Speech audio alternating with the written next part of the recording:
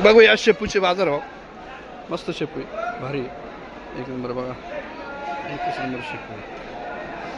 विचारूया शेतकऱ्यांना काय भाव आहे. काव शेपू कोणाची आहे? तुमची आहे. काय नाव आहे तुमचं? अरुण वाघ. कुठले? डोनगाव मनमाडचं आहे का? काय आणलं होतं शेपू? काय भाव गेली? 2000 रुपये. 2000 रुपये. अरुण भाऊची शेपू होती, एकदम भारी शेपू. तुम्ही बघितलीच आहे पहिल्या ह्याच्यात.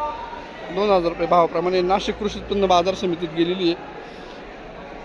बघूया कांदा पातीचे बाजार भाव. कोणी शेतकरी विचारू शेतकरी. काय आणलं भाऊ? ए भाऊ काय आणलं होतं? ए दादा काय आणलं? काय भाव गेली? 5000 रुपये. अजून एक मेथी आहे, बघूया काय भाव गेली आपण. शेतकऱ्यांना विचारूया. ही पण मेथी छान आहे, बघूया. काय आणलं होतं? नाही काय आणलं होतं? मेथी. कुठले तुम्ही? बोईगाव. कुठं आले? मनमाडच्या पुढं. मनमाडची पुढं गोळेगाव. आणि काय भाव गेली? 2000 रुपये मेथी. बघा 2000 रुपये भावाप्रमाणे मेथी गेली. मेथी चांगली. बघूया आता इथं मोठे शेतकरी आले. मोठे शेतकरी नंतर काय आणलं शेतकरी साहेब? काय आणलं? मेथीची भाजी आणली. मेथीची भाजी आणली का? कोणत्या गावाहून आणली? बोयगाव. भोयगावून आणली का? किती आणली होती?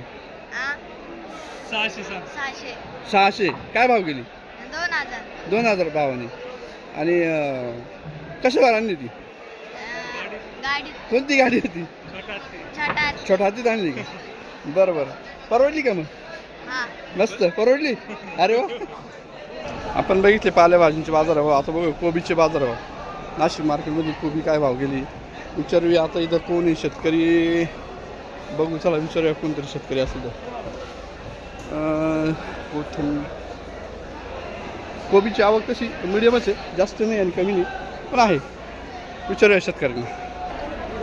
म्हणजे शेतकरी नाही पण सरासरी कोबीचा बाजारभाव 600 रुपयापासून तर 2000पर्यंत गेलेलं आहे असं व्यापाऱ्यांचं म्हणणं आहे. बघूया वालपापडीचा बाजारभाव.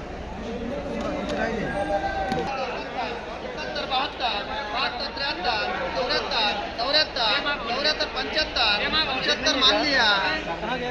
67 67 68 69 70 71 एकच पोतं एकच आहे.